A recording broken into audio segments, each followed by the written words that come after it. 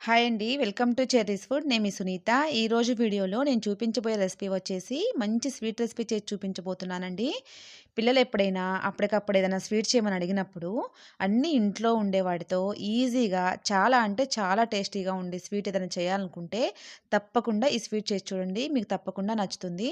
దీనికోసం ముందుగా స్టవ్ వెలిగించుకొని ఒక బాండీ పెట్టుకొని 2 స్పూన్లు నెయ్యి వేసుకోవాలి. ఈ నెయ్యి మంచిగా వేడైపోయిన తర్వాత ఇందులో ఒక కప్పు బొంబాయి రవ్వ వేసుకోవాలి. మనము ఉప్మా రవ్వ అంటాం కదండీ! ఆ రవ్వ అనమాట. ఈ బొంబాయి రవ్వని స్టవ్ లో ఫ్లేమ్‌లో పెట్టుకొని ఇలా గరిటెతో కలుపుకుంటూ మంచిగా వేగనివ్వాలి. ఈ బొంబాయి రవ్వ కొంచెం మంచిగా వేగిన తర్వాత మంచి స్మెల్ వస్తదండి. అప్పటి వరకు వేగనివ్వాలనమాట. ఇలా వేగిన తర్వాత ఇందులో ఒక కప్పు బొంబాయి రవ్వకి ఒక కప్పు కాచి చల్లార్చిన పాలు తీసుకొని కొంచెం కొంచెం ఇలా పోసుకుంటూ ఈ రవ్వని కలుపుకోవాలి. ఒకేసారి పోసుకోకుండా. మీరు కావాలంటే ఇంకొక అరకప్పు ఎక్కువగా అయినా తీసుకోవచ్చండి. ఈ పాలల్లో ఈ రవ్వని ఇలా కొంచెం వేగినట్టుగా చేసుకుంటూ ఇప్పుడు ఇంక స్టవ్ ఆపేసుకొని ఈ రవ్వను దింపుకొని మూత పెట్టుకొని పక్కనుంచుకొని కొంచెం చల్లారనివ్వాలి.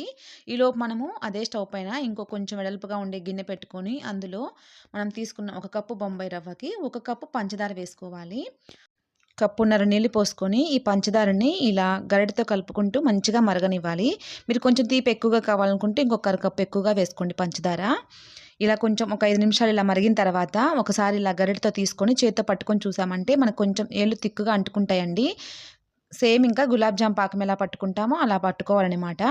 ఇప్పుడు ఇందులో హాఫ్ స్పూన్ యాలకుల పొడి వేసుకొని ఈ యాలకుల పొడితో పాటే ఒక అరచక్క నిమ్మరసం వేసుకొని ఒక్కసారి ఇదంతా కలిసేలాగా కలుపుకొని ఇంకా స్టవ్ ఆపేసుకొని ఈ పాకంని దింపుకొని పక్కనుంచుకోవాలి.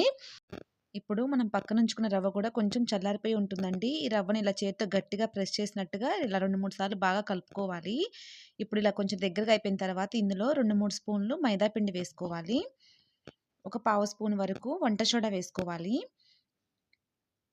2, 3 స్పూన్లు పాలు వేసుకొని ఈ మైదా పిండంతా కూడా ఈ రవ్వలో బాగా కలిసేలాగా మళ్ళీ బాగా కలపాలి. ఇలా బాగా కలిపిన తర్వాత ఇలా ముద్దలాగా అవుతుందండి. స్మూత్‌గా వస్తుందనమాట ఈ రవ్వంతా కూడా. అప్పుడు ఇలా కొంచెం కొంచెం తీసుకొని ఈ పిండిని రౌండ్‌గా ఇలా అరచేతిలో వేసుకొని మనం గులాబ్ జామ్ ఎలాగైతే చేసుకుంటామో అలా ఇలా కొంచెం గట్టిగా ప్రెస్ చేసినట్టుగా ఇలా చేసుకోవాలండి. ఇలా మనం 2 చేతుల మధ్యలో వేసుకొని ఇలా అన్నామంటే కొంచెం సేపు స్మూత్‌గా వస్తుందనమాట. ఎక్కడ పగుళ్ళు అలా కూడా ఏముండదు. ఇలా జస్ట్ కొంచెం ప్రెస్ చేసామంటే సరిపోతుంది. ఎక్కడైనా పగుళ్ళు వచ్చినాయనుకోండి కొంచెం పాలల్లో ఏలు అద్దుకొని ఇలా అన్నామంటే సరిపోతుంది ఇంకా.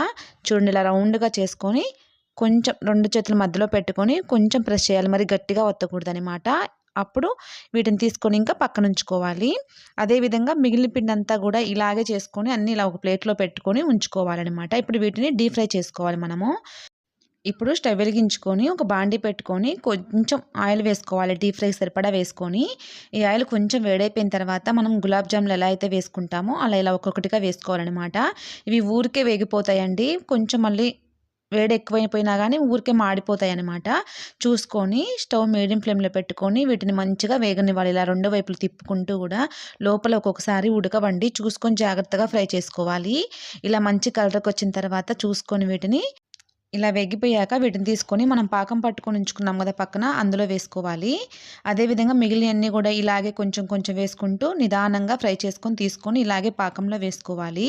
ఈ పాకంలో వేసిన తర్వాత వీటిని ఇలా రెండో వైపుకి కూడా కొంచెం సేపు ఉంచుకున్న తర్వాత మళ్ళీ రెండో వైపు కూడా తిప్పుకొని రెండో వైపు కూడా కొంచెం సేపు ఉంచుకోవాలనమాట. ఈ పాకం అంతా కూడా ఇవి పీల్చుకుంటాయి కొంచెం సేపు ఇలా ఉంచుకున్నామంటే. ఇలా చేసిన ఈ స్వీట్‌ని ఇలా గిన్నెలో పెట్టుకొని పైన కొంచెం పాకం వేసుకొని మీరు ఇంకా ఇష్టంగా పిల్లలు కూడా ఇష్టంగా తినాలనుకుంటే కొంచెం డ్రై ఫ్రూట్స్ ఇలా సన్నగా తరిగి వేసుకున్నామంటే చాలా బావుంటుందండి. పిల్లలకు కూడా ఇష్టంగా తింటారు. అంత బా నచ్చుతుందనమాట. మీకు ఎప్పుడైనా అప్పటికప్పుడు ఏదైనా స్వీట్ చేయాలనుకుంటే తప్పకుండా ఈ విధంగా ట్రై చేయండి. ఈ వీడియో మీకు నచ్చినట్లయితే తప్పకుండా లైక్ చేయండి.